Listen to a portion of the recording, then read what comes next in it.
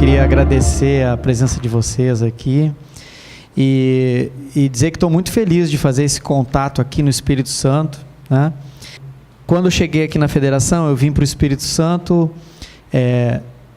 com o intuito de aposentar, né? Então veio eu e minha esposa, a gente começou a procurar um local aqui no país onde a gente queria acalmar um pouco, baixar a poeira. Minha esposa, ela por formação, ela é bailarina do Teatro Guaíra, de Curitiba, e a gente queria parar.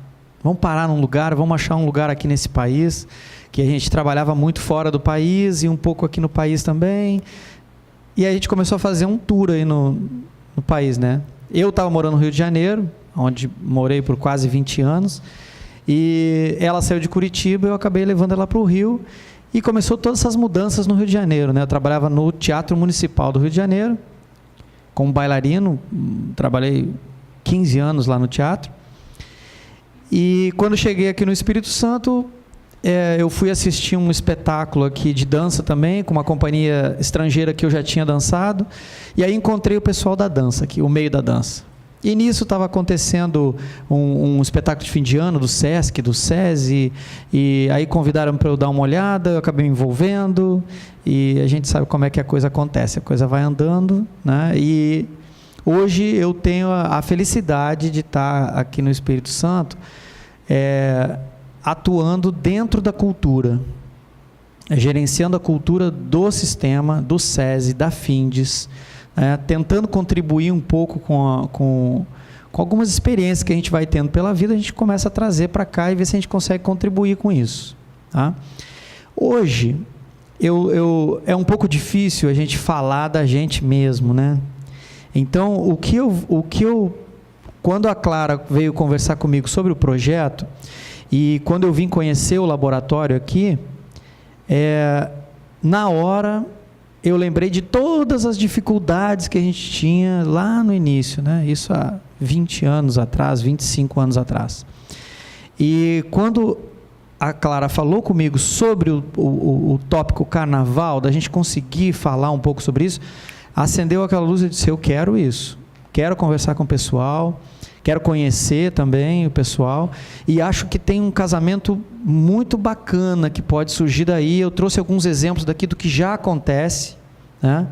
E eu vou contar um pouquinho de uma história aqui, envolvendo, misturando um pouco da minha, com um pouco do carnaval, e com um pouco de tudo, tá? Então, eu falei um pouco de mim, né? Só para eu me apresentar.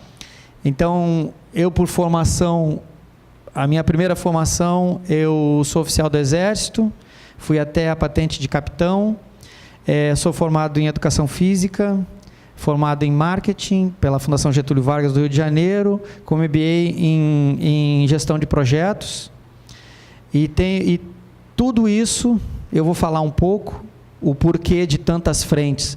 E também sou bailarino profissional, fui bailarino profissional durante muitos anos, e acho que desde criança, né? E entrei para o carnaval como coreógrafo de comissões de frente e coreógrafo de messalha e porta-bandeira, carro. E eu vou contar algumas loucurinhas que a gente inventou no carnaval aqui para vocês, tá? Uma troca, porque o meio do carnaval, a gente convive com o carnaval de São Paulo, com o carnaval do Rio, com o carnaval do Rio Grande do Sul, daqui, a gente vê que a fórmula se repete. O que muda é o custo.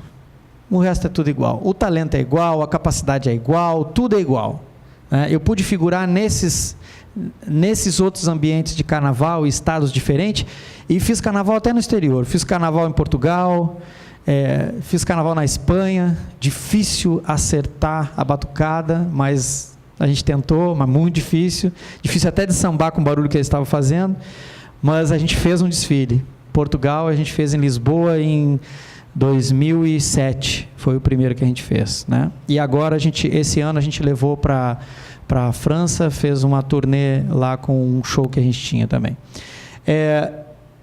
Eu vou começar a falar um pouco da ideia aqui, né? Então, como para a gente no carnaval tudo nasce de um croquis, tudo nasce do desenho, o carnavalesco já começa a pontuar ali, eu acho que essa nossa conversa aqui vai ser o nosso primeiro croquis, o nosso primeiro desenho, de como a gente pode fazer trocas, contribuições, como que a gente pode trocar essas experiências e o que a gente pode apresentar um para os outros, né? A gente aqui, movido todo mundo, uma coisa que eu vi em comum dos dois meios, em poder circular pelos meios, é a paixão.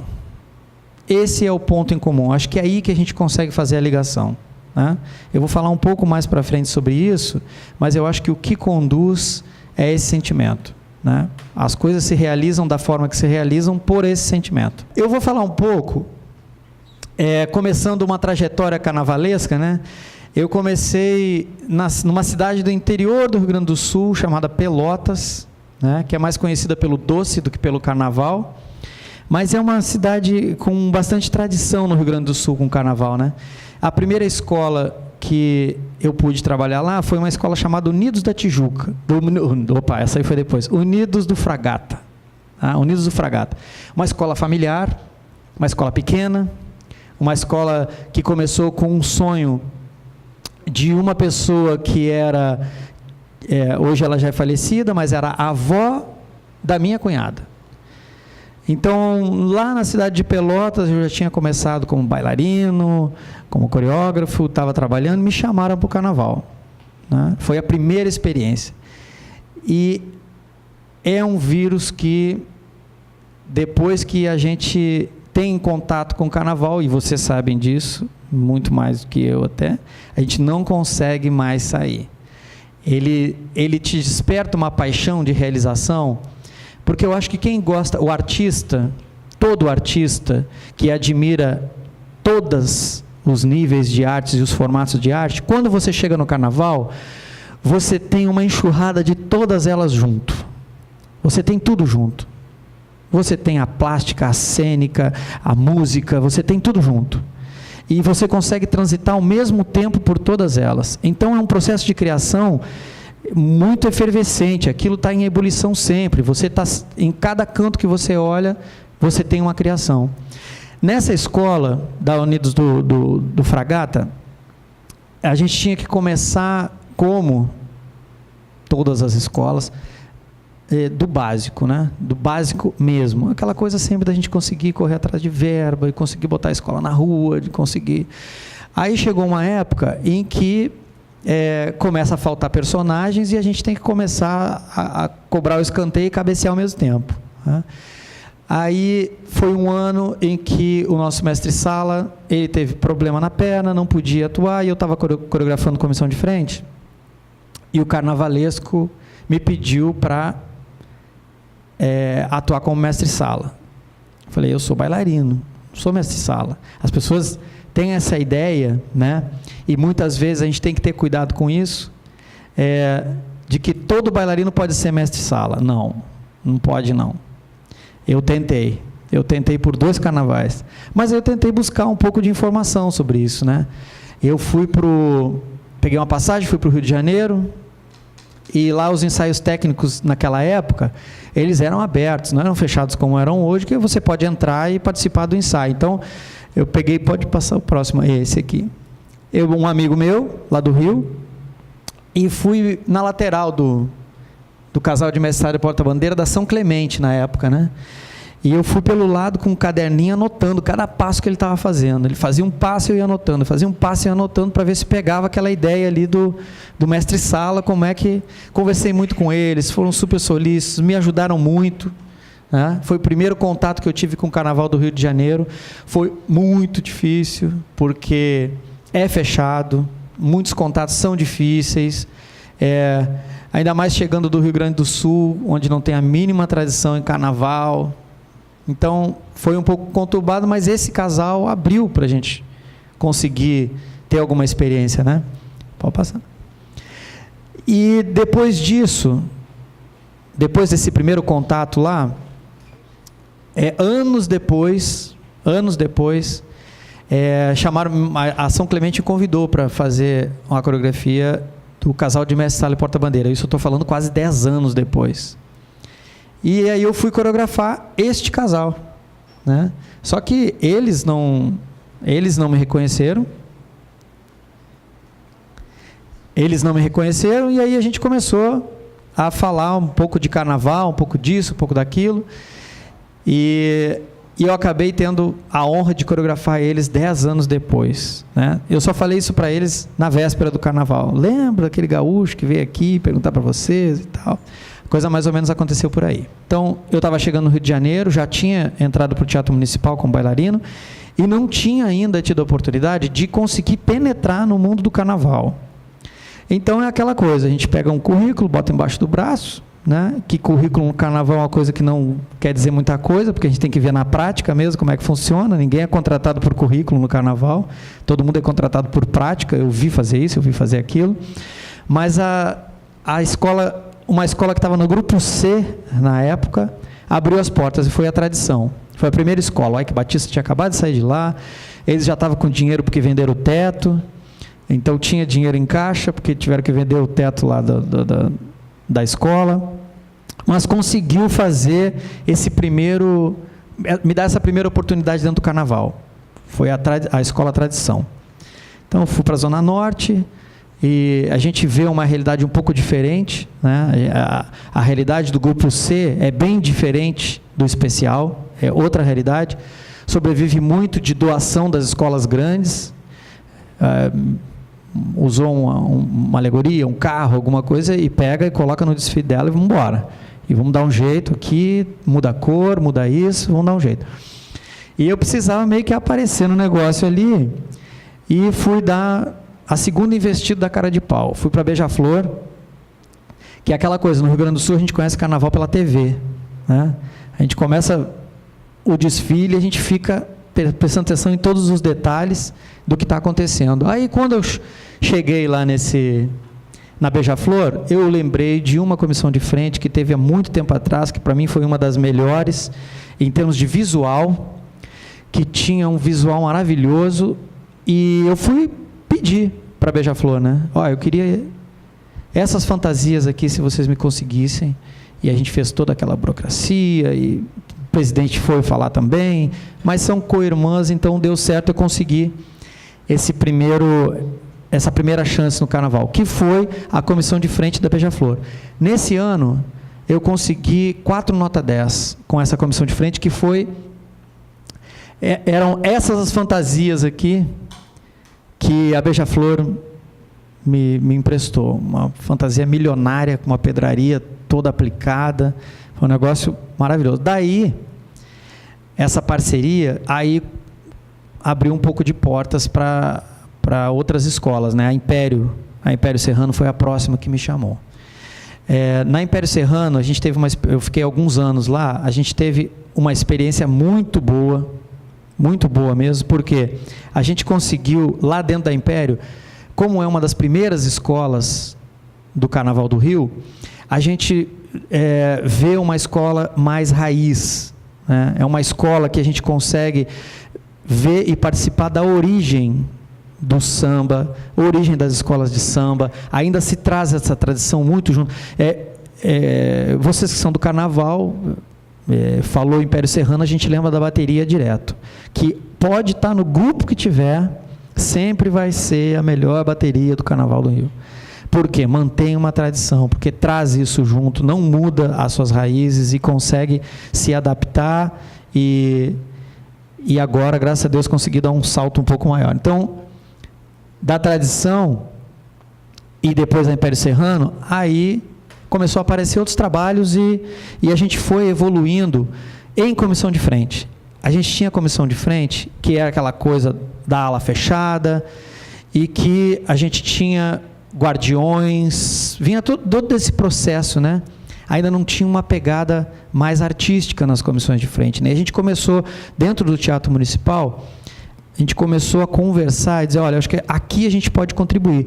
E uma conversa tipo essa aqui, a gente teve com as escolas lá do Rio. Olha, a gente trabalha com coreografia, a gente tem espetáculos desse nível, a gente acha que pode contribuir com as comissões de frente do Carnaval, porque já tinha alguns coreógrafos que estavam participando disso, e acho que a gente consegue fazer uma troca se a gente tiver um pouco de autonomia de criação, né? E as escolas começaram a dar esse espaço. E aí a gente teve, vocês podem lembrar que a gente teve, assim, 99, 98 para 2000, a gente começou a ter essa mudança das comissões de frente do carnaval, que aí viraram quase que um show à parte, né? Virou um espetáculo à parte.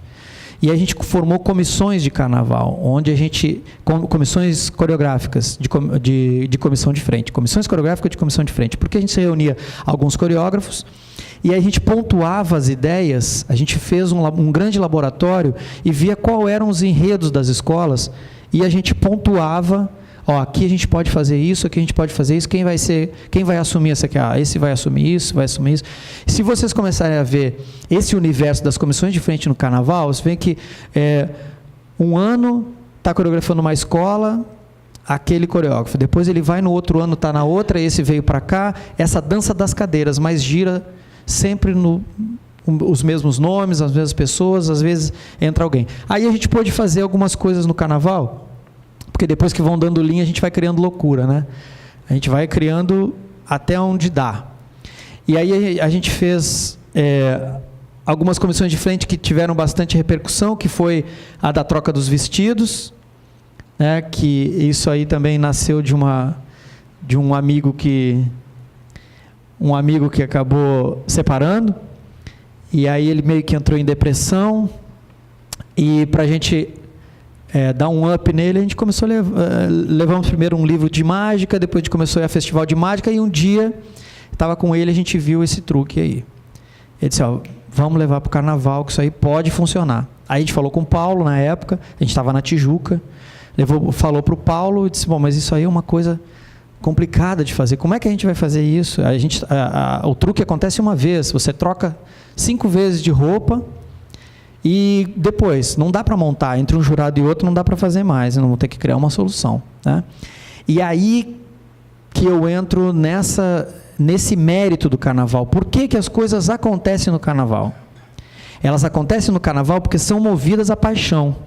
É por isso que elas acontecem, porque quando se tem paixão com alguma coisa, você não sossega enquanto não encontra a solução. Então se reuniu uma equipe de apaixonados. E como que a gente vai fazer isso? Então a gente teve que pegar o próximo carro, que ainda não era o Abre-Alas, era um carro que estava de suporte da comissão de frente, e a gente conseguiu sósia de todas as bailarinas. Então a gente precisava de 6 sósias, eram 7 bailarinas, e cada uma dessas 7 tinha que ter 6 sósias. Vocês imaginam a pesquisa para fazer isso, porque tinha que ser altura, tamanho, cabelo, tudo igual, e depois a maquiagem tinha que deixar elas iguais. E aí a gente fez um carro na parte de trás, que ele era baixinho, para não configurar que tinha alguém lá dentro, mas elas estavam sentadas lá dentro como se fosse um ônibus. A gente pegou o interior de um ônibus e colocou embaixo do carro, no meio do ferro todo. E elas iam se revezando, porque tem aquela coisa, né? Você só pode ter 15 elementos na comissão de frente. Se tiver mais um, desclassificado. Então o jurado não podia ver isso que a gente estava fazendo, porque senão a gente não conseguia trocar de roupa quando poderia. Então, esse tipo de coisa, teve uma equipe grande por trás, e a gente conseguiu envolver, foi a primeira vez que a gente conseguiu trabalhar com uma equipe profissional nos auxiliando. A gente foi atrás de estilistas, a gente pesquisou muita gente, conversou como fazer aquilo, porque mágico não revela, ele não diz como é que a coisa acontece. Tu vê o truque e tu tem que ficar pensando, como é que eu vou fazer isso? Não sei se vocês lembram disso, depois a gente terminou o desfile, a gente ficou uns 3 dias direto, né? O Fantástico tentou fazer, um monte de gente tentou fazer lá, mas não rolou. Tentaram mais ou menos fazer, o truque não deu certo. Mas isso foi o primeiro contato que a gente teve com esse setor profissional. Era uma coisa que tinha um pouco de resistência das escolas, e a gente estava começando pela Unidos da Tijuca, que era uma escola que um empresário que estava levando isso e trazendo essa ideia, né? O empresário que é o presidente até hoje, né? Quando a gente tenta fazer algo diferente, e vocês sabem disso, vem críticas, vem formas diferentes de fazer, isso não é tradicional, isso não vai dar certo, e carnaval a gente não pode dar errado, a gente não pode arriscar, né? O carnaval você tem que começar já com ele sabendo que tudo vai dar certo, ou tendo pelo menos a certeza de que pouca coisa vai dar errado. E aí, nesse ano deu certo. E aí a gente conseguiu profissionalizar um dos setores da escola, que é a comissão de frente. A gente conseguiu fazer essa profissionalização e a gente trouxe... No outro ano a gente fez o truque da cabeça que caía, que também era outra mágica, que também a gente envolveu esse setor, porque teve toda uma pesquisa por trás, a gente foi pensando o que tecnologia a gente pode conseguir fazer aqui para isso dar certo. Então foi muita gente estudando, porque depois que você vê a realização, e vocês também têm experiência com isso, é muito fácil, né? Você vê a escola na rua, está tudo bonito, pouca gente sabe o trabalho que dá para fazer aquilo, quantas noites tu levou virando aquilo lá, todo o trabalho de cada uma das pessoas que estavam contribuindo para aquilo, né? Desde muitas vezes um elemento da escola passa por várias mãos, né? E todas as mãos apaixonadas também, né? Porque senão a coisa não acontece. O carnaval, só para trazer uma coisa também que a gente tem que pensar nisso, a gente tem que saber o universo que a gente está conseguindo atuar. Eu tive uma reunião com o ministro da Cultura, a questão de 2 meses atrás. Ele veio aqui no Espírito Santo, a gente fez o chamado, ele atendeu, e a gente conversou um pouco sobre isso, né? Sobre números, que a gente tem que estar atento com isso, né? A gente tem que estar aberto para isso, tem que estar pensando nisso sempre, qual o universo que a gente está, aonde que a gente pode atuar, e o que está acontecendo. Eu trouxe alguns números aqui, que o carnaval de 2018, movimentou 11 bilhões na economia. Isso no país inteiro. São 11 bilhões na economia que o carnaval conseguiu movimentar. Né? Uma fatia disso, né, aqui no Espírito Santo, ele movimentou 13 milhões no Espírito Santo. Outros estados aqui, como as cidades mais procuradas para o carnaval, segundo o Ministério do Turismo, tá? Isso aqui não foi feito pelo Ministério da Cultura, é pelo Ministério do Turismo, é quanto movimenta, né? Essas cidades aqui, Rio de Janeiro, São Paulo, Salvador, Belo Horizonte, Recife e Olinda, movimentaram 65% desse valor aqui, são 7,4 bilhões. Isso para a economia dessas cidades é um up muito grande. A gente vê Recife e Olinda, que são cidades pequenas, e que tem uma movimentação gigantesca nessa época do ano. Né? Então, carnaval é um formato de investimento, não só para quem está participando dele, mas para o entorno também, para a cidade, para o estado, para o comércio, para todo mundo, para a indústria, para todo mundo, é um investimento muito grande e um retorno muito grande que pode dar. Então, esse croquis que a gente está fazendo aqui, é para a gente começar a conversar sobre isso, né? Aonde que a gente pode contribuir mutuamente, onde é que a gente pode se ajudar, aonde que a gente pode colaborar, e a gente tem um potencial aqui, que eu fui, há 2 semanas atrás, eu estava na cidade do samba. Aquela história que eu conversei no início com vocês, que eu falei com vocês, do meu amigo, que eu estava lá, o mestre Sala estava do lado, e eu ali anotando os passos com a cadernetinha, e tinha um amigo junto comigo, né? Esse amigo não sabia nada de carnaval, era a primeira vez que ele estava botando o pé na avenida, e ele, só de ir comigo, já foi contagiado, só. Hoje, ele é o diretor de marketing da Beija-Flor, né? Que é a atual campeã do carnaval brasileiro. Como que se chega nesse meio? Como que tu consegue hoje transitar nesse meio? Através de especialização e formação. Esse meu amigo, desde aquela época, ele começou a pesquisar esse meio. O setor dele era comercial, era marketing, mas ele queria atuar nesse meio. Então ele começou com uma escola menor, foi para Vila Isabel, hoje recebeu o convite, há uns anos já, para a Beija-Flor. E aí, quando a gente entra numa escola dessas hoje e vê como a coisa funciona, não difere para mim de como a gente funciona, por exemplo, aqui dentro da Federação das Indústrias, ou quando a gente visita uma empresa. O sistema está muito parecido, de controle, de processo, de tudo, de planejamento. Então está tudo muito parecido, se profissionalizou muito isso. Isso deu a diferença, né? Em buscar formação, se traz a diferença, né? E eu vou mostrar como que essa diferença tem contribuído. Tem um pequeno vídeo que eu vou passar para vocês aqui, que foi uma matéria que foi feita pelo G1, tá? Que fala um pouco disso, ele mostra um pouco disso, como que as escolas estão atuando nessa formação, nessa capacitação, nesse profissionalismo, né? Como que isso está atuando, que foi uma guerra que a gente lutou muito para isso. Esse vídeo que eu vou passar para vocês aqui é o seguinte, é uma matéria que saiu no G1, tem alguns elementos conhecidos aí no vídeo. Ele fala um pouco dessa profissionalização, né? Ou dessa formação, dessa capacitação e essas contribuições, né? Como que a gente acabou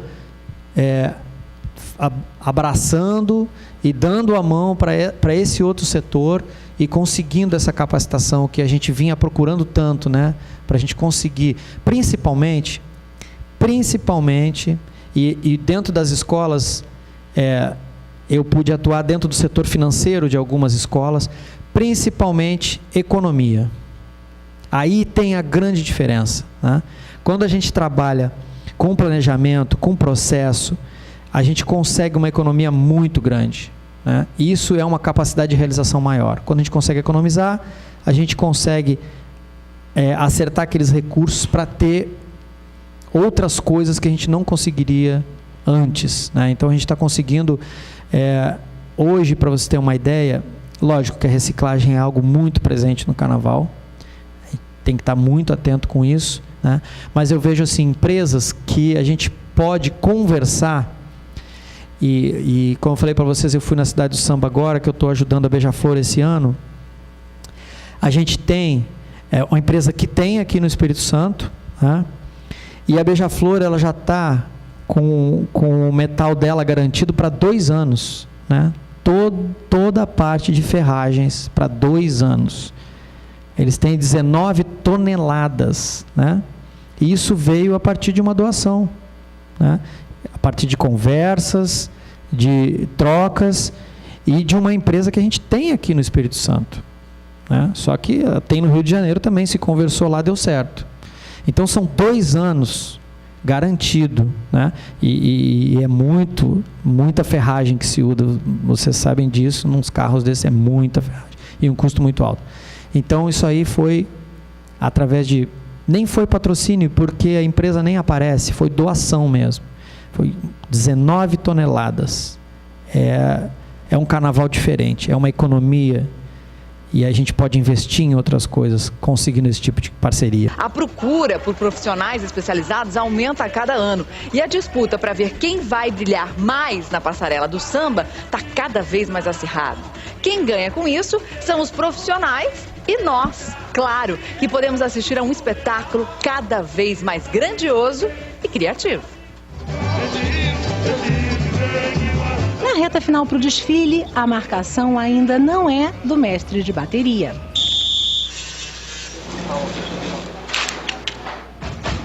Na Cidade do Samba, os 14 barracões estão lotados de profissionais correndo contra o tempo. É preciso deixar tudo pronto para o carnaval. E não é pouco trabalho. No barracão da Portela, são mais de 300 pessoas suando a camisa.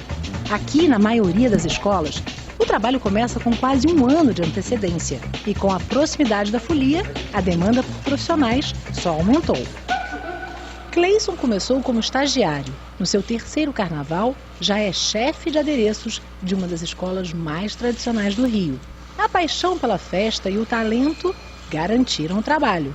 Mas a pós-graduação em figurino e carnaval e o diploma de arquiteto podem explicar a posição importante na escola. Na verdade, essa paixão do carnaval me fez escolher, consequentemente, a profissão de arquitetura. E, por seguinte, ele me ensinou a compreender essa parte técnica e estética do carnaval, né? Ele comanda uma equipe de 7 aderecistas, muitos como a Natália, começando agora a carreira no carnaval. Ela chegou 1 mês antes do desfile para reforçar o time e também tem no currículo o mesmo curso de especialização. A gente estuda tanto a história do Brasil quanto a história do carnaval, como tem parte prática e tudo dentro da faculdade, como a gente tem que juntar com as pessoas que têm um conhecimento empírico no carnaval, entendeu? Que eles aprenderam tudo fazendo e vendo, não sei o quê. Então, eu acho que o conhecimento acadêmico, junto com o conhecimento empírico, pode fazer um futuro carnaval. Eu acho que é isso que a pós está pretendendo, entendeu? Um profissional mais completo, né? Exatamente.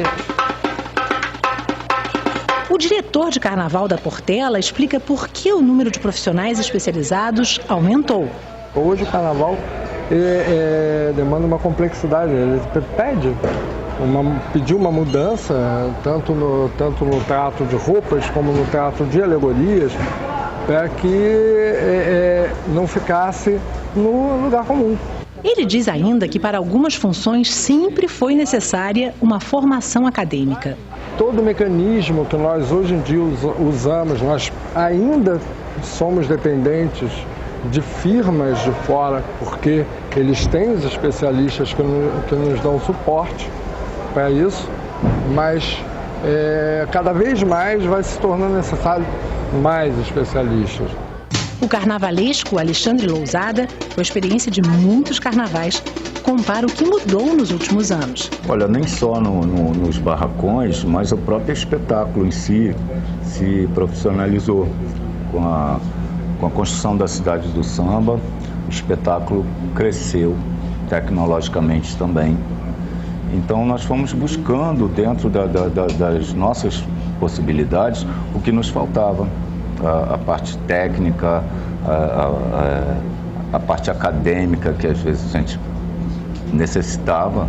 Um exemplo desse profissional é o Moncler. Arquiteto há 20 anos, tem 15 carnavais no currículo.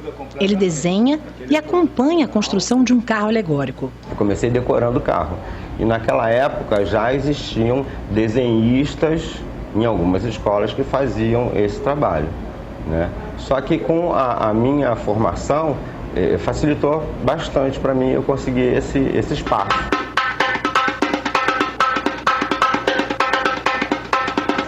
Tem gente que trabalha no carnaval e só tomou gosto pela folia depois de frequentar uma universidade. Mas tem quem escolha a carreira para trabalhar aqui no barracão, que é o caso do Fran Sérgio, que é o carnavalesco aqui da Beija-Flor. Ele cursou arquitetura para projetar as próprias alegorias, não foi isso? É verdade. Escolheu a profissão em função do carnaval. Eu já desfilava desde a aula das crianças e pensei em arquitetura, já desenhava, mas pensei em arquitetura para realmente ter uma base, né, de estrutura, medidas, proporção, perspectiva. E isso eu tenho e emprego tudo no carnaval. E é muito bom você poder ter essa noção realmente do que fazer para estruturar realmente esses grandes palcos que são as alegorias. São mais de 20 carnavais. Fran Sérgio coloca no papel suas ideias e também o desenho técnico para a construção dos carros. Depois de pronto, entram em cena outros profissionais. Agora dá uma vertical aqui, subindo a vertical. Com o projeto em mãos, os ferreiros começam a transformar o desenho em realidade. Com a estrutura pronta, entra a ala da carpintaria. Os escultores dão forma a grandes blocos de isopor, pedaços de madeira e outros materiais. Quando os carros já estão montados, começam os acabamentos. É nessa hora que entra o trabalho do Leandro, pintor de arte. Ele presta serviço para várias escolas no mesmo carnaval. Uma tendência com a profissionalização do espetáculo. Se você não for profissional, você não consegue entregar um bom trabalho. E tem que ser profissional também, porque não pode ter a escola do coração. Então. Não pode. É igual jogador de futebol. A pintura tem que ser igual para todo mundo. Para todo mundo. A gente tem que seguir o projeto do carnavalesco. Com a melhor qualidade, não pode mudar. O mesmo acontece com as fantasias. Depois do projeto, entram o corte, a costura e o bordado. As fantasias hoje em dia são cada vez mais sofisticadas. Elas seguem as tendências da moda. Cores em alta, padronagens exclusivas e caimentos personalizados, o que também exige profissionais mais qualificados. No processo de evolução do carnaval, a gente acabou tendo que todos os profissionais procurarem uma especialização, porque o carnaval exige isso da gente. Porque hoje a gente tem novas padronagens, são padronagens exclusivas de cada escola, ninguém repete tecido, a gente tem a preocupação com o corte, a silhueta tem que ser mais acentuada e a gente tem a preocupação de que todos os profissionais têm que procurar novos cursos, novas formações, A gente faz pesquisa, lê livros, agrega informação de cores da moda. A gente traz tudo para dentro do carnaval para transformar na linguagem figurada do carnaval carioca, que é bem legal, que é bonito e que o mundo todo gosta de ver. O grande espetáculo dura 80 minutos na Avenida e um ano inteiro de trabalho, mas vale a pena. Vem, a festa é sua, a festa é nossa, de quem quiser. Mostra que pra valer esse de samba do pé. O Carnaval do Brasil é o maior e o mais famoso do mundo. Mas você sabia que também tem carnaval em outros países? Um dos mais animados é o da cidade de Nice, na França. Lá a graça são os desfiles com batalhas de confete. O Carnaval de Veneza, na Itália, é um dos mais conhecidos. Lá não tem samba, mas todo mundo tem que estar mascarado. Na Croácia, o desfile acontece até debaixo de neve.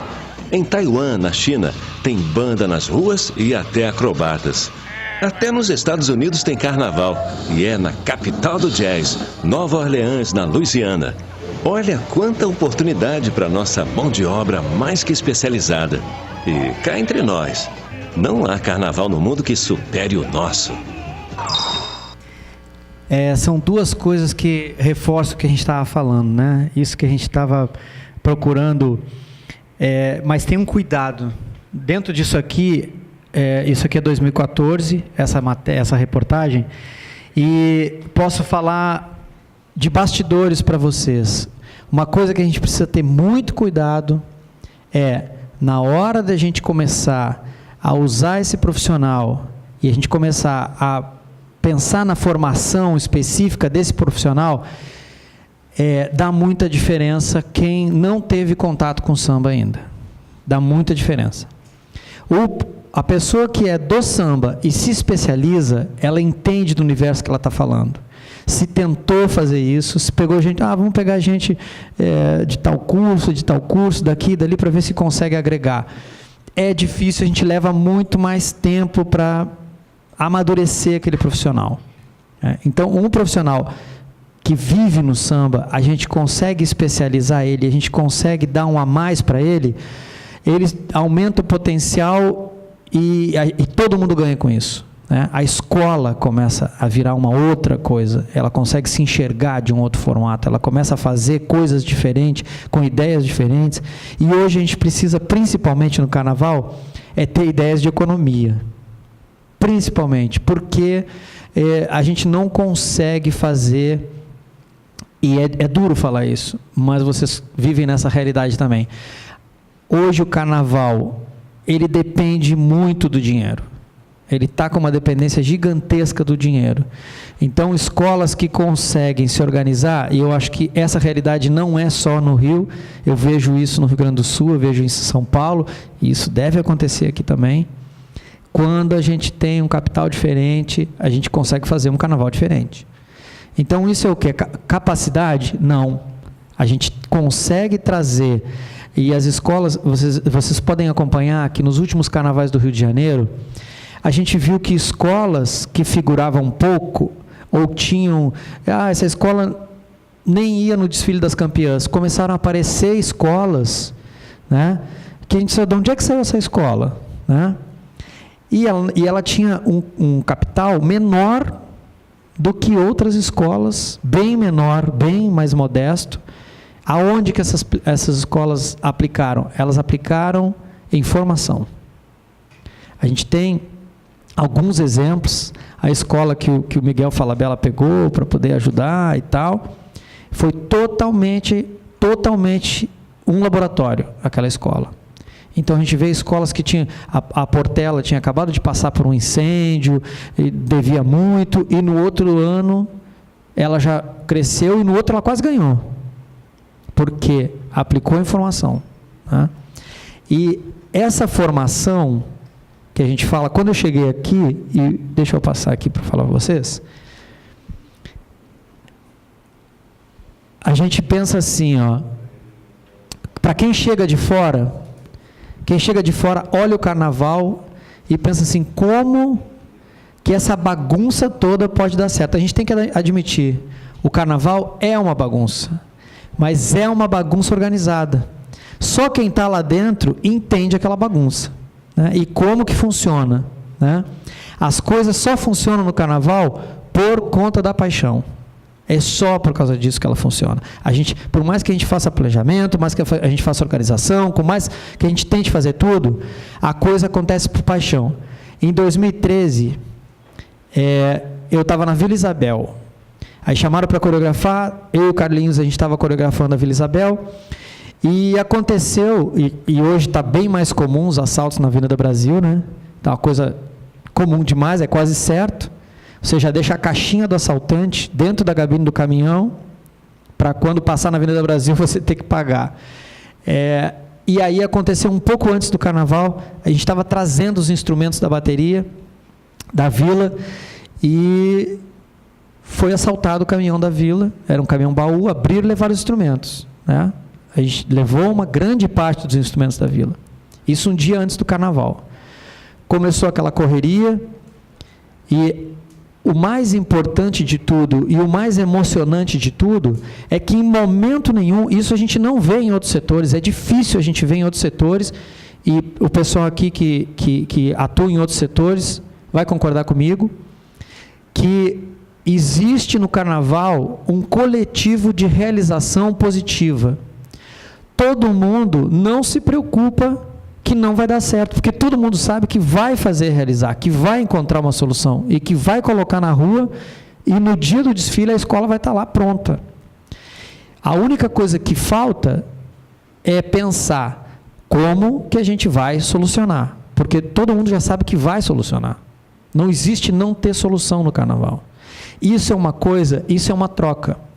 É uma coisa que várias empresas precisariam aprender, que o carnaval tem para ensinar isso, né? Assim como as empresas têm coisas para ensinar para o carnaval. Mas esse é o ponto mais forte do carnaval, e eu acho que é por isso que ele tem tanta força no nosso país. Primeiro, pela forma com que o brasileiro é. Muita gente no carnaval trabalha sem receber nada. Nada. É pura paixão. E quando aconteceu isso que eu estou falando para vocês da vila, a gente tinha... Foi coisa assim de quase 40% dos instrumentos da bateria, né? E assim, a bateria é o coração da escola, né?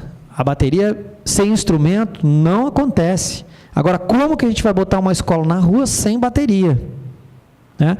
Primeiro porque tem lá o jurado que fica clicando para ver se os 400 estão ali dentro. Fica ali 1, 2, 3, 4, 5, 6, tem que ter 400. Senão tu não entra na avenida e tu já começa perdendo. Quem estava de carnavalesca era a Rosa Magalhães na época. Não tinha instrumento para todo mundo, a gente conseguiu com escolas complementar, botamos os reservas, botamos o que tinha, né? E aí a ideia veio em coreografar a bateria. Eu tinha esse sonho há muito tempo, porque a gente vai passando de ala em ala, né? Eu posso coreografar o carro alegórico? Ou abrir alas? Pode, vai lá, faz alguma coisa.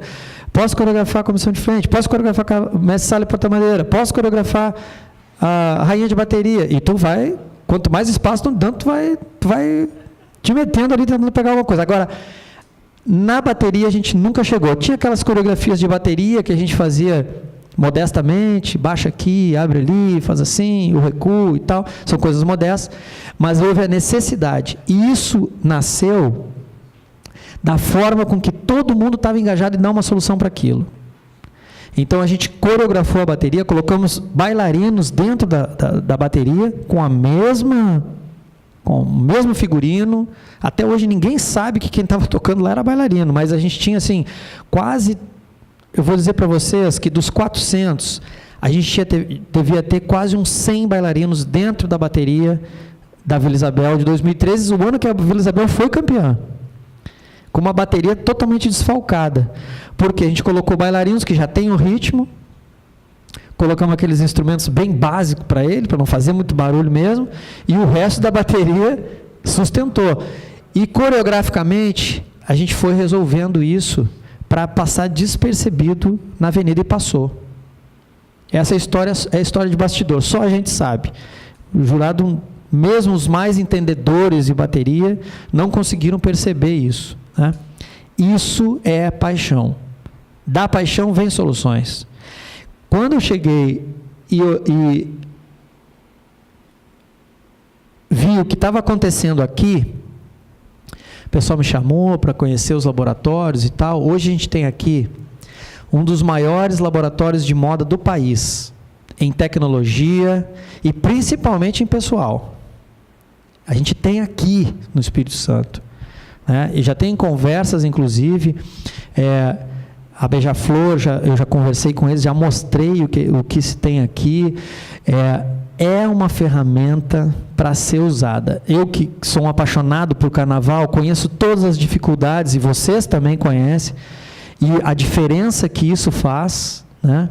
E eu acho que o Francisco, aqui, o nosso expert, vai poder passar e dar uma amostra para vocês, e a gente vai bater um papo agora, do que se tem aqui, o potencial que se tem aqui, né? O potencial de troca, o potencial de conhecimento, o potencial para se fazer uma coisa diferente, né? Então, quando eu vi esse laboratório, né, e trouxeram a proposta do Carnaval, não partiu de mim, foi uma conversa que a Clara teve comigo, na hora eu disse, é muito ganho, então eu quero estar junto nesse projeto. E até então, como eu falei aqui para o presidente, o máximo que eu tinha feito aqui no Espírito Santo, faz pouco tempo que eu estou aqui, não acompanhei o último carnaval, conheço por vídeos, conheço por muita gente que eu tenho conversado, né? Até mestre Salas aqui, 2 mestres Salas vieram conversar comigo e tal, a gente trocou umas ideias, né? A gente tem aqui no Espírito Santo um potencial gigantesco de qualidade. Hoje, e quando a gente está envolvido no carnaval, a gente começa a participar de vários carnavais, né? A gente vai em vários estados, vê o que está acontecendo, é chamado para fazer uma coisa aqui, é chamado para fazer outra aqui. Esses carnavais do mundo é uma abertura que hoje isso aqui está garantindo muito trabalho e muita mão de obra mundo afora. A gente tem projetos com todas as escolas do Rio de Janeiro, trabalhando em vários locais do mundo com carnaval. Eles mandam essa mão de obra para lá, né? E eles vêm buscar essa mão de obra aqui. O próprio Rio de Janeiro não consegue suprir a mão de obra. A gente não tem mão de obra. Essa época agora é uma época que não se tem mão de obra. Não se consegue mão de obra no Rio de Janeiro. Se você não conseguiu até outubro, esqueça. Porque você não vai conseguir, a não ser que a comunidade faça um mutirão muito grande e tenha aquela falta e a gente consiga suprir o barracão. Porque não se consegue mais. A gente traz gente, várias escolas, Império Serrano, a gente trazia do norte pessoas para ajudar a gente de Parintins, para poder suprir com a mão de obra, né? A gente estava fazendo isso porque não tinha mais. Aqui a gente tem um potencial. A gente tem um potencial aqui no Espírito Santo para isso, né? Tanto de tecnologia, quanto de conhecimento, quanto de formação e quanto de capacidade das escolas para isso, né? Esse formato que a gente... Não, aqui eu estava falando... Esse aqui é o slide mais controverso, né? Quando a gente estava ontem, 2 horas da manhã, fazendo esse slide, a gente tem que ver o porquê de tudo isso, aonde que a gente vai tomando os caminhos e por que a gente amarra tanta coisa. E uma escola de samba é assim, né? A gente tem tudo ali dentro. Todos os setores estão dentro de uma escola de samba. Se você procurar, você acha todos os setores ali dentro. Tem tudo, né? E aí eu comecei a fazer uma retrospectiva e com muita risada na madrugada, eu comecei a fazer uma análise, né? Uma autoanálise. De militar para professor de educação física, para gestor de marketing. Eu fui gestor de marketing de algumas empresas conhecidas.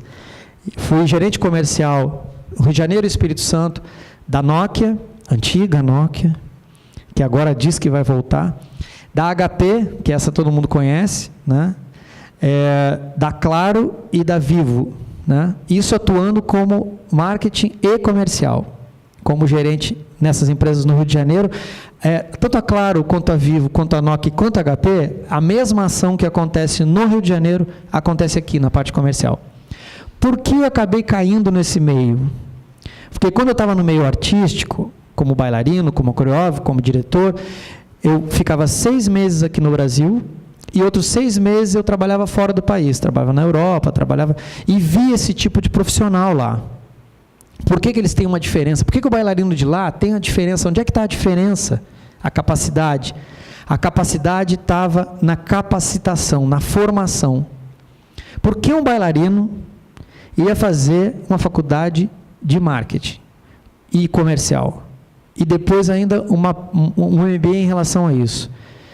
Quando a gente faz essas ligações e entende a importância disso, que muitas vezes a gente precisa dessas ferramentas para lidar com o mercado e para ter as soluções que a gente está precisando. O que faz acontecer é o que a gente tem aqui nos 2 setores que a gente está conversando aqui, né?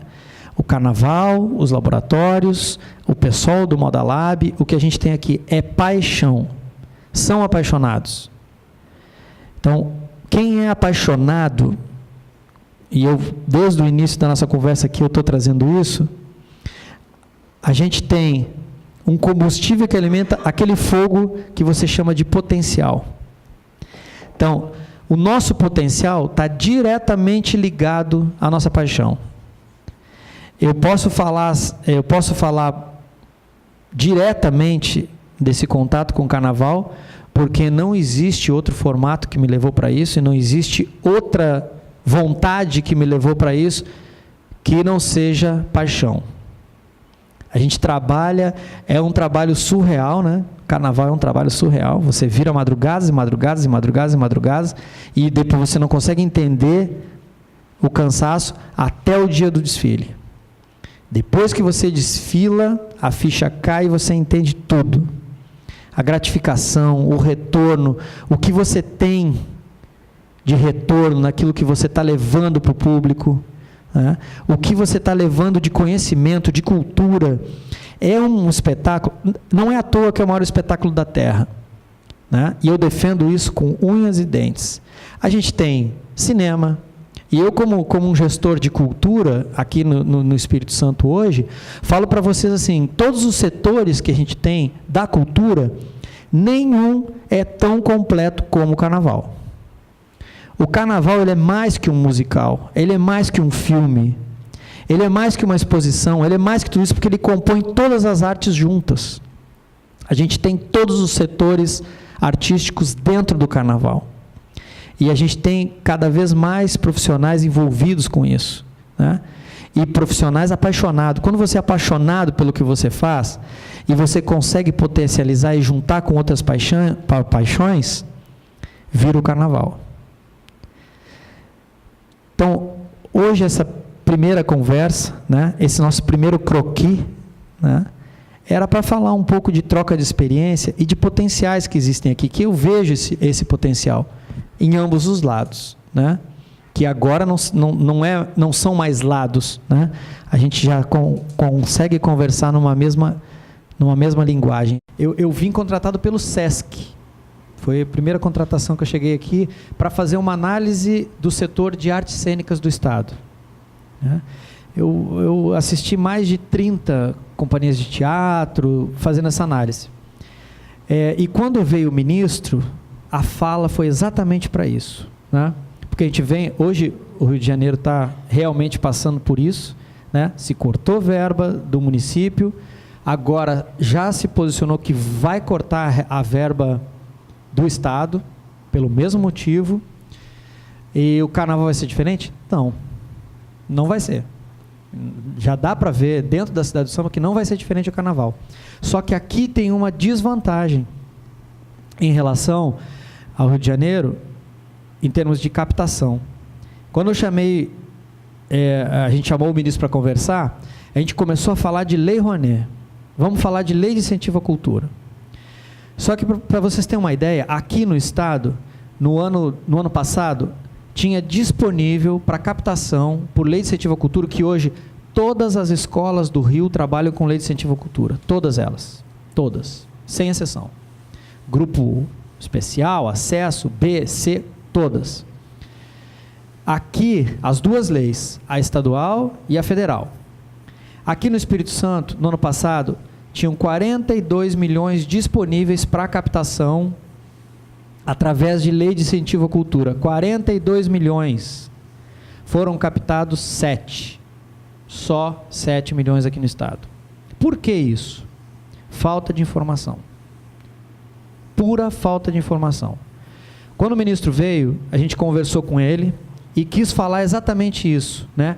O porquê deste número, por que está acontecendo isso? Primeiro porque o empresário, ele, e a gente tem empresários aqui, a gente sabe o aconselhamento do empresário parte do contador. É o contador que vai pontuar, ó, dá para fazer desse jeito, não dá para fazer desse jeito, assim acontece, assim não acontece. Então a gente trouxe para conversar com o ministro, a gente trouxe o Conselho Regional de Contabilidade, o presidente junto, para conversar, porque em outros locais está funcionando, né? Todas as escolas fazem a captação através de lei de incentivo à cultura e a gente tem empresas aqui no estado com potencial para isso, com bastante potencial para isso. Esses 42 milhões, eu estou falando da lei federal. Desses 42 milhões, quase 40% estão com 3 empresas disponíveis para captação. O que falta? Conscientização. A gente começou uma conversa com as empresas e assim, mostrando que existe a capacidade e a forma de realizar isso. Então a gente está começando um projeto agora de conscientização e formação, posso chamar de formação, né, Luciano? Do empresariado em relação à lei de incentivo. Então a gente está começando a mostrar não só para o empresário, a gente vai mostrar para o contador também como é que funciona isso, o que essa ferramenta te dá de retorno, o que tu pode contribuir com essa ferramenta. E principalmente um segundo passo que aqui a gente não tem, que é uma lei de incentivo à cultura estadual. A gente não tem. A gente foi conversar na ACELO sobre isso. É uma empresa que está apoiando essa iniciativa. Também é interesse deles em ter a lei de incentivo à cultura, porque se uma lei de incentivo à cultura estadual, a gente não pode criar uma do nada. A gente só pode resolver, vou fazer uma lei de incentivo à cultura estadual. A gente precisa ter um parâmetro regional. Ela tem que se parecer com a lei de incentivo à cultura do Rio de Janeiro, ou de Minas, ou da Bahia. Tem que estar aqui na volta. Então, se a gente tiver um pequeno parâmetro, vamos pegar desses estados, o menor, com 0,3. A gente pode chegar até 0,7 da arrecadação, de percentual de arrecadação de imposto. Se a gente tiver 0,3, são 150 milhões disponíveis aqui no estado para captação, de lei de incentivo à cultura estadual. Isso é algo que ia dar um boom cultural aqui nesse estado, se Deus quiser, e a gente está lutando para isso, porque todos os setores ganham com isso. E sabe o que é mais importante a gente ver? Que a gente tem assim, ó, eu dei uma palestra para um setor da música na semana retrasada, né? O setor da música está se mexendo para isso, o setor do audiovisual está se mexendo por isso, a prefeitura está se mexendo para isso, todos os setores estão se mexendo para uma lei de incentivo à cultura estadual, todos eles.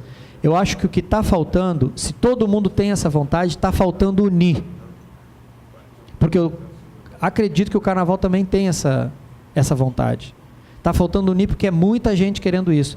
A gente vai conseguir mudar e dar uma cara diferente na cultura aqui, se a gente conseguir essa lei.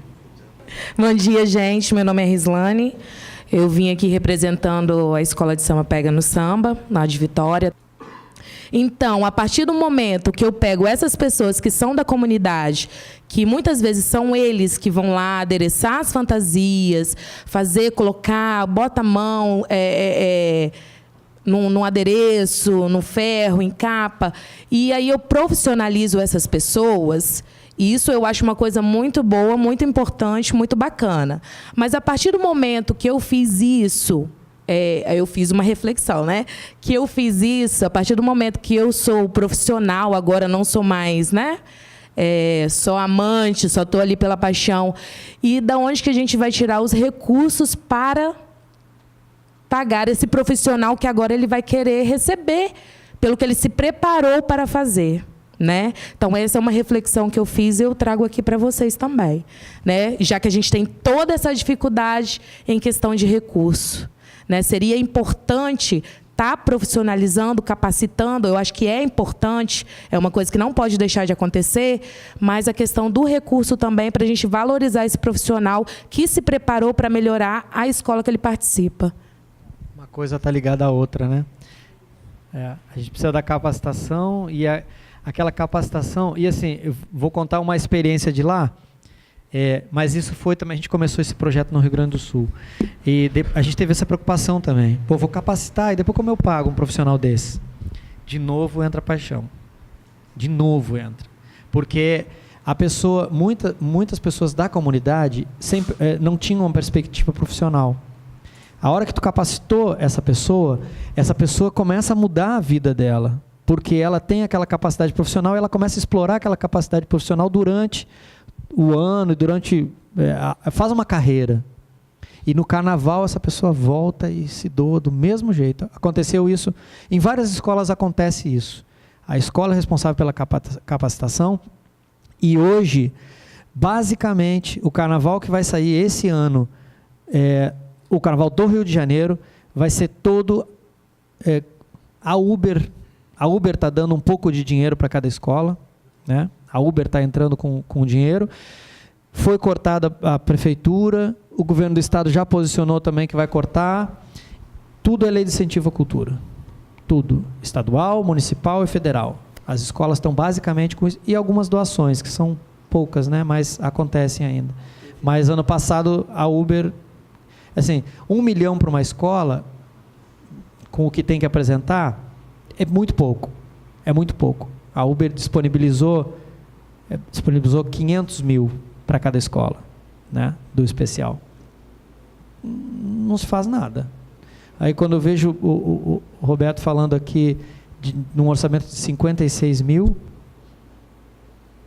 o que a gente faz com isso? Né? Faz nada. O nosso carnaval tem muito a ensinar ao Rio e São Paulo. Olha só o que eu falei. Sabe aonde? Manda vir receber a verba que nós recebemos aqui e fazer o carnaval que nós colocamos na avenida. Porque fazer um carnaval com menos de 300 mil reais, tem que tirar o chapéu para nossas escolas de samba. Então, a FINDES, através da nossa querida Clara, pedimos que não vamos deixar essa chama se apague. Vamos, com respeito, vamos explorar o amigo aqui, porque o amigo aqui tem know-how, tem talento, e a sua presença no Espírito Santo vai ser muito importante para essa cultura do carnaval. A maior festa cultural do Espírito Santo também é o carnaval. E nós precisamos muito do apoio de vocês, tá? Muito obrigado. Obrigado. A gente tem o que acontece com a Lei de Incentivo à Cultura aqui, e eu estou voltando nesse assunto, porque para mim ele tem uma importância muito grande. Eu vejo a diferença e acompanho de perto com esse meu amigo, um dos meus amigos, e ele hoje é diretor da atual campeã do Carnaval. Ele é diretor de marketing, responsável pela entrada de dinheiro lá dentro, né? Que soluções que ele está tendo? Então, me liga e a gente fica criando soluções, como que a gente vai fazer, como que vai conseguir, porque tem que conseguir um volume muito grande. É muito dinheiro, muito dinheiro. Aqui no Espírito Santo, o que acontece, e é o que a gente vai conseguir quebrar, é esse formato de não acreditar, primeiro, que se pode ter um retorno. E isso é um dado que as empresas têm que saber. Nunca nenhuma empresa que patrocinou através da Lei de Incentivo à Cultura teve algum problema ou aquilo acendeu qualquer luzinha dentro da receita. Esse é um temor. Uma coisa que facilita a gente ter uma Lei de Incentivo à Cultura estadual é porque se você tem uma Lei de Incentivo à Cultura federal e você está disponibilizando um patrocínio através da Lei de Incentivo à Cultura federal, você não sabe o que vai acontecer lá em Brasília. Você não tem o contato, muitas vezes, você não tem o acesso. Se você está dentro do seu estado e você tem uma lei de incentivo à cultura estadual, você tem os contatos para saber se alguma coisa pode dar errado, ou encaminhamento errado, porque é o que você falou, fazer o projeto é fácil, captar é que é o problema. E essa captação precisa de conscientização. eu já estou tomando algumas providências, assim, meio que por conta própria. Primeiro porque a gente precisa mostrar capacidade e mostrar que aquilo ali tem visibilidade. A gente fazer um espetáculo para garoto, por exemplo, do formato que se fez, né? Isso é coisa de milhões. Se você vai colocar uma mídia espontânea de retorno positivo para uma empresa dessa, quanto gastaria para ter isso? Para estar na mídia, para estar falando do seu produto, para estar acontecendo na época do carnaval, onde a maior visibilidade de mídia está focada ali. Isso tem um valor muito grande, muito grande. E uma lei de incentivo à cultura estadual, ela propicia isso.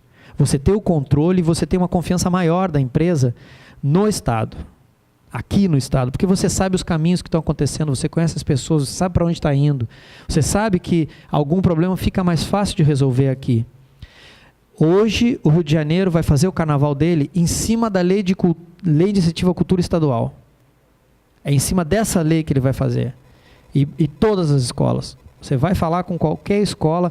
Eu ajudei esse meu amigo, eu ajudei ele a fazer 2 projetos para Beija-Flor, só de captação, né? O de lei de incentivo à cultura federal é um projetinho desse tamanho, que vai pagar cola, que vai pagar pena, que vai pagar tecido, alguma coisinha assim. O grosso mesmo, que é para botar o carro de pé, que é para botar ala, que é para fazer todo esse aparato de bateria, de todos os setores, fazer fantasia de casal de mestre-sala, porta-bandeira, comissão de frente, aquele que o custo é da escola principalmente, esse aí é por lei de incentivo à cultura estadual. Então, todos os locais que eu estou indo e conversando com o pessoal, eu peço mais esse apoio, porque eu acho que todo mundo vai ganhar com isso.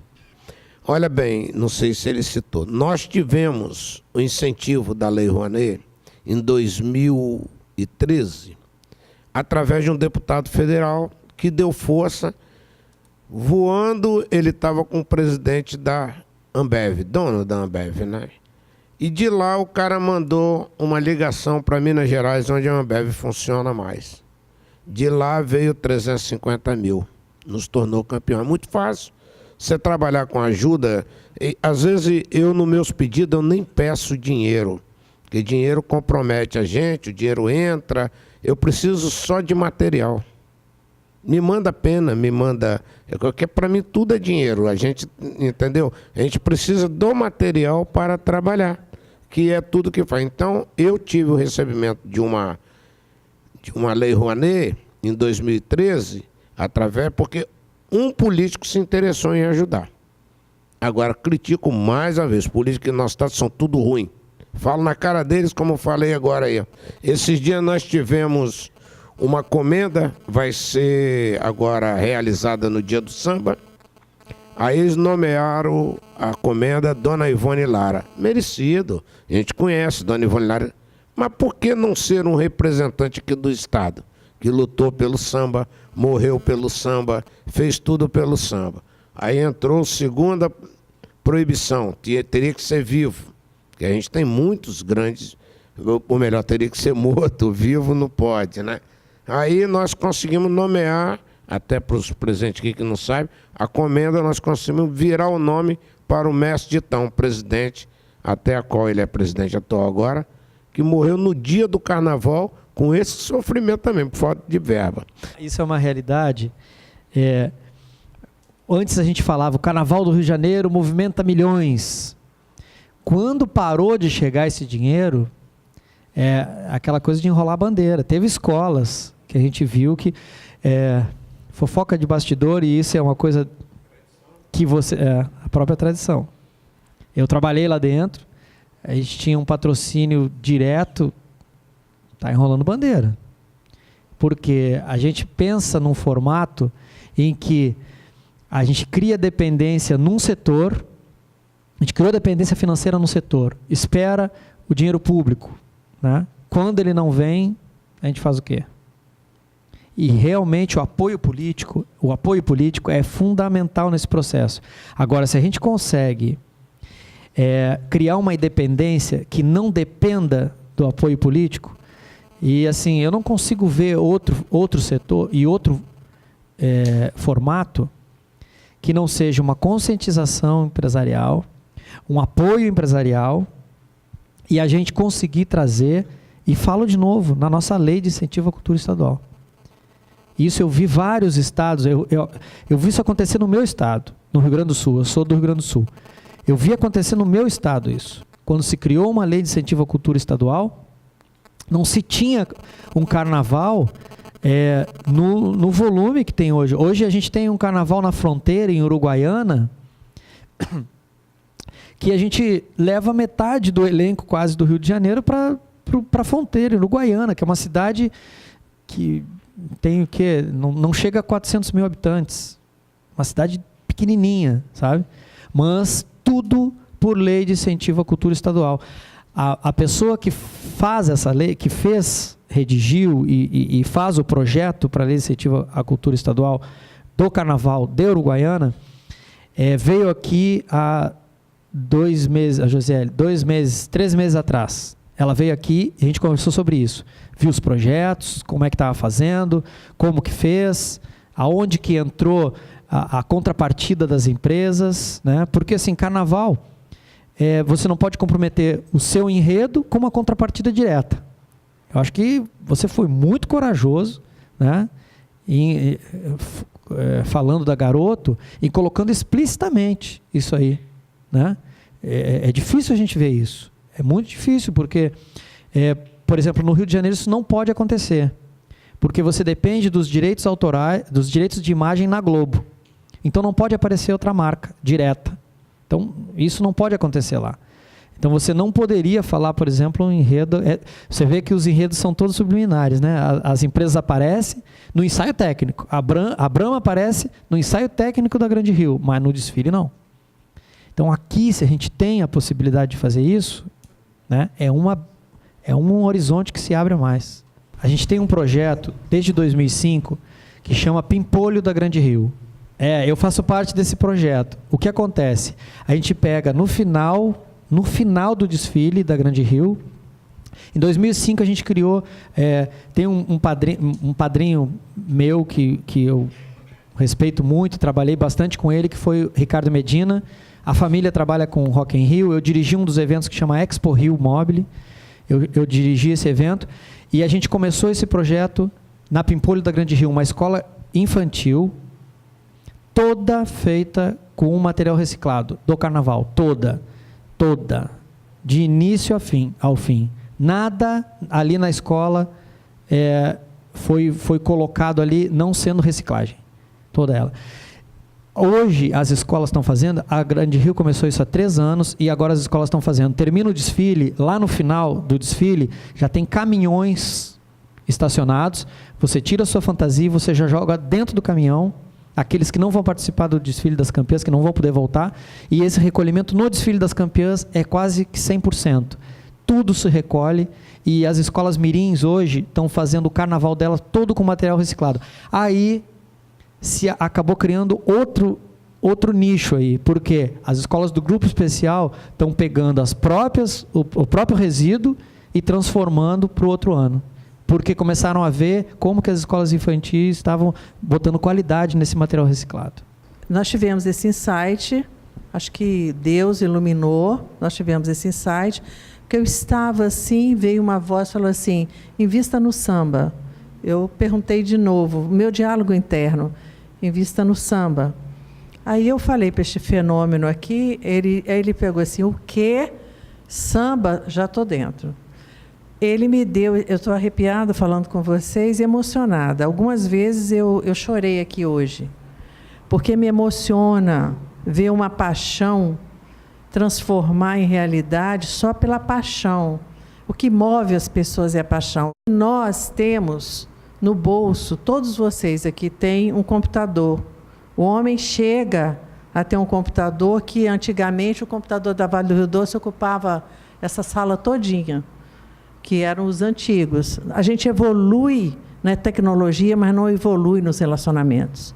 A gente evolui em chegar a Marte, seja lá onde for, mas nós não somos capazes de respeitar um ser humano igual a nós. Então, nós somos mais por esse viés, entendeu? Foi muito difícil eu conseguir que vocês estivessem aqui, não que vocês colocassem dificuldade, eu não tive sequer acesso aos telefones dos presidentes. Por esse motivo que eu fiz aquilo que eu poderia fazer. Mas a gente não é de lamentar o que não conseguimos, a gente é de comemorar as vitórias que a gente já está. Para mim, vocês aqui representam todas as escolas, porque vocês são a essência desse grupo. Para mim está ótimo, beleza. Hoje é apenas um tijolo que a gente está colocando. Acredito e profetizo que vai dar realmente, vão gerar muitos dividendos esse encontro nosso de hoje. O Marcelo vai dar assim um panorama rápido das possibilidades. O que ele falar, eu assino embaixo. Então, não sei o que ele vai falar, mas já digo que já tá aprovado, ok? Como eu falei, essa iniciativa partiu do Moda Lab, através da Clara, que veio conversar comigo sobre a possibilidade. E aí a gente veio conhecer os laboratórios, a gente veio conhecer o potencial que o Senai tem, que a federação tem, de apoio mútuo, e o que a gente pode contribuir com isso. Essa tecnologia, essa capacitação, o que pode ser feito, essa troca, aonde a gente consegue economizar em muito com a tecnologia que tem aqui, mas não é pouco, é muito, em tecidos, em todas as possibilidades que a gente tem. E para a gente conseguir enxergar isso, que realmente a gente consegue fazer um carnaval melhor quando a gente economiza mais. E aí existem soluções para isso. Tem pessoas que já estão pensando nisso há bastante tempo também. E o conhecimento do que a gente tem de barracão, esse conhecimento só se adquire lá. A realidade do barracão está lá. Só quem vive tantos anos dentro do barracão sabe o que acontece lá e quais as possibilidades que tem. Mas juntando a tecnologia, novas tecnologias, novas possibilidades e o que está aparecendo no mercado e o que pode acontecer, aliado à realidade, o dia a dia de um barracão, a gente consegue evoluir muito com isso. Muito. Tem muita possibilidade aqui nessa conversa, nessa parceria, nesse andar de mãos dadas. Tem muitas possibilidades aqui, porque todos são apaixonados pelo que fazem e tudo aqui é movido a paixão. Então, acho que a gente já está no caminho certo, né? Então, quem puder apoiar, a gente está nessa briga, a gente está nessa guerra. Quanto mais gente, quando a gente aumentar essa força, nosso exército vai ser maior, porque a gente vai precisar de tudo que é tipo de influência do setor cultural para conseguir realizar aqui no Estado essa lei de incentivo à cultura estadual, em que todo mundo vai ganhar. Funciona assim, você pega e faz um projeto. O meu carnaval vai gastar 500 mil. Tá? Você faz um projeto e ali tem normas de projeto e de edital que você precisa preencher. Eu vou fazer isso, eu vou gastar tanto com pena, vou gastar tanto... Não. Você vai na empresa, você manda esse projeto para o governo do Estado, passa por um conselho e eles aprovam. A partir do momento que você aprovou, você vai até a empresa e essa empresa tem isenção fiscal. Em alguns estados é 6%, 9% do imposto de renda. Em vez dela pagar para o Estado, ela pega esse dinheiro e dá para você. É assim que funciona. Pode ser várias empresas, podem ser várias... Detalhe. Muitas escolas estão fazendo outro formato. A Lei de Incentivo à Cultura Federal, ela pode ser feita também pelo CPF. Então, uma escola que tem 1.500 integrantes, e aqueles integrantes que pagam o imposto de renda, em vez de eles mandarem 6% do imposto de renda para o governo, é isso, você não me corrija se eu... É isso, né? Em vez de mandar 6% do imposto de renda para o governo, ela pode mandar para a escola. Se nós conseguirmos aprovar com 0,3%, nós temos aqui disponível 150 milhões no Estado. A cultura hoje, a gente está um pouco temeroso com os caminhos da cultura, né? É uma questão cultural. Agora essa união que a gente está tendo do Ministério da Cultura junto com a da Educação, são verbas maiores, pode ser que a gente tenha um ganho com isso, mas aqui no Estado, a gente precisa levantar essa bandeira da cultura, porque todos os setores, eu falo para vocês que realmente todos os setores estão pensando nisso, eu falo da música, eu falo do audiovisual, já conversei com todos esses, estou reunindo com todos esses, Audiovisual, música, dança, quais outros setores que a gente está reunindo aí? Quase todos. E agora o carnaval. Se for possível, aquela comissão de frente, a da cabeça ou a da troca da vestimenta, qual foi o custo dela? Você tem noção? Mais ou menos. Só para mim fazer um comentário em cima disso. O custo do vestuário foi baixo. Estou falando do projeto. O custo do carro... eu fiquei muito triste porque a gente fez 2 truques ali naquele... E meu trauma é esse. A gente fez 2 truques. O segundo era muito melhor que a cabeça. No segundo truque, a gente estava em cima do carro. Eu coloquei uma grande lápide, era o segundo carro, e em que o pessoal da comissão de frente vinha correndo e entrava na parede. A alma entrava na parede. Porque eram elásticos pintados igual. Então, eles entravam. Só que junto, nas laterais, a gente tinha um segundo truque em que saía o tronco do bailarino, saía e ficava do lado das pernas e dançavam. Ainda dançavam. A TV não teve tempo para mostrar isso. Eu botei em cima do carro para ter visibilidade, para mostrar, e a TV só ficou lá embaixo todo o tempo. E o que pegou foi a cabeça, mas o outro truque era bem melhor. Até pensei em usar um outro ano, só que isso aqui não apareceu. Agora, o custo, o carro, saiu 500 mil, o carro, só o carro. Mas ele tinha hidráulicos que subiam, então os bailarinos todos subiam na plataforma. Eu fiz aqui no Espírito Santo ano passado. Eu fiz um espetáculo aqui no fim do ano para uma escola.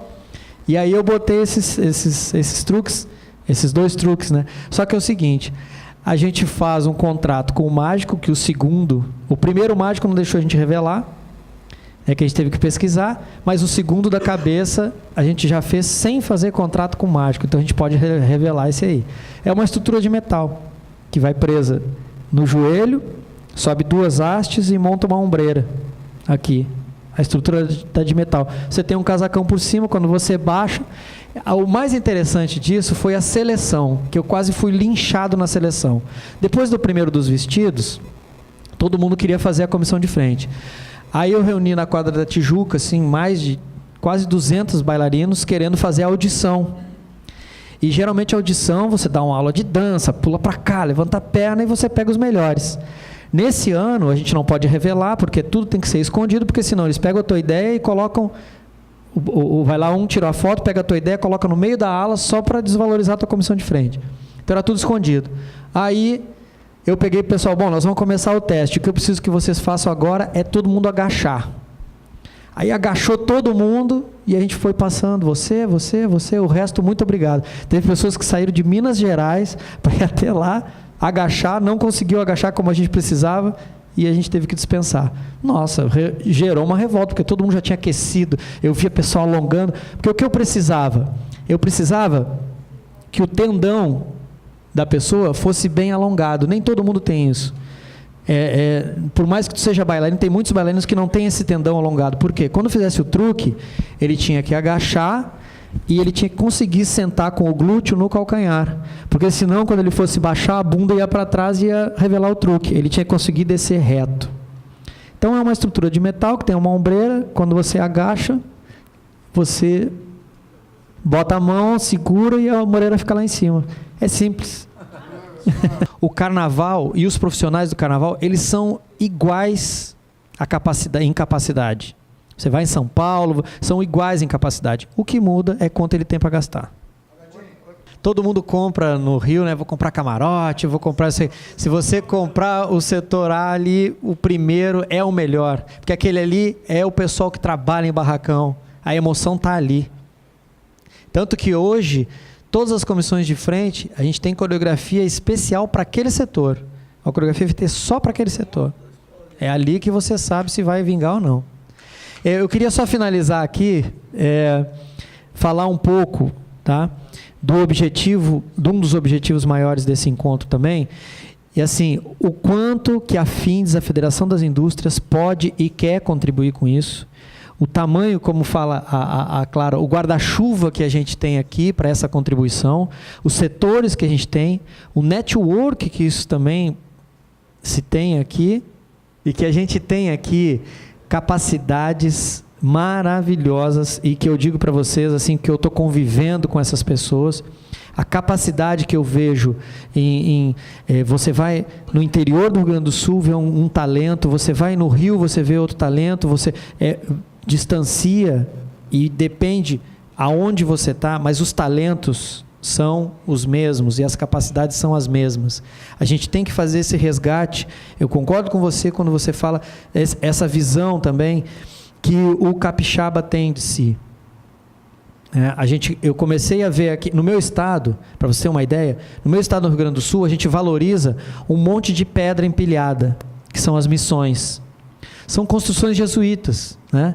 Aqui no estado, elas estão de pé ainda. Você entra nela, você toca nela, você sente ela, você vive ela. No meu estado são só pedras. Aqui a gente tem um projeto até para o ano que vem, que são concertos históricos nesses prédios jesuítas, né? E que a gente está fazendo isso porque a gente quer contar a história daquele lugar para as pessoas aqui saberem a história desse lugar, sabe? Aqui tem tesouros muito, muito valiosos que a gente tem que começar a mostrar. A história tem que começar a ser contada e o Carnaval contribui para isso também. A Federação das Indústrias, a contribuição que pode ter para o Carnaval, tanto com seus laboratórios, quanto com a sua capacitação, quanto o seu network, quanto a sua ajuda e a sua paixão, nesse nosso primeiro croquis, desenho aqui, a gente quis deixar pontuado isso, sabe? Do quanto a gente pode colaborar mutuamente uns com os outros, né? Porque a gente também tem o interesse disso. É a nossa função. É a função, e agora eu estou falando um pouco como federação. A nossa função, capacitação, é a nossa função a gente conseguir agregar isso, é a nossa função cultural também, a gente dar esse retorno, gerar emprego, a gente formalizar, a gente profissionalizar, isso é uma função nossa. Isso é também a gente está falando de dinheiro público aqui, que a gente está usando, né? E conseguindo usar da melhor forma. Vamos capacitar, vamos fazer junto, vamos criar ideias, vamos criar soluções, né? Eu acho que a gente tem cabeças muito boas aqui e acho que quem está aqui hoje é porque tinha que estar aqui. Então é um primeiro pontapé.